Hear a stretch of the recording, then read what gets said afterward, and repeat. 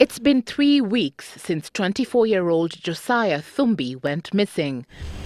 3 weeks of anxiety for his family, who only know that he went to see a friend on that day, the 6th of October, who stayed just meters away from his home in Rongai. While he was at his friend's house, some two men came, pacing up the up and down, the plot, how the plots are, so they could see them through the window. So finally they knocked at his friend's house door, and they asked to see Joash.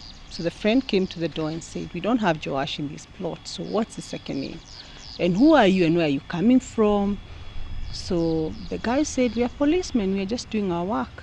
The family was informed by his friend that the men went ahead and demanded to see the boy's identification, saying they were looking for a man named Joash.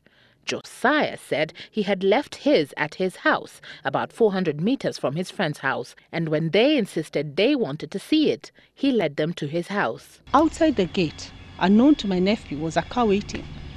So he was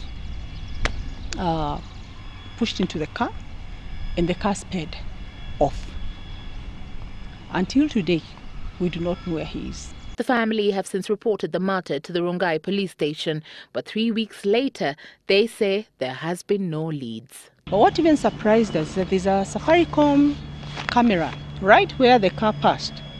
But apparently, it's not working. You didn't capture anything.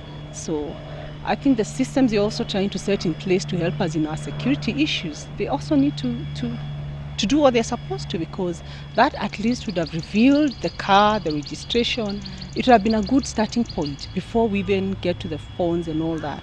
They have been working up all leads, including picking every call, listening to every rumor, but it has been silent since he left.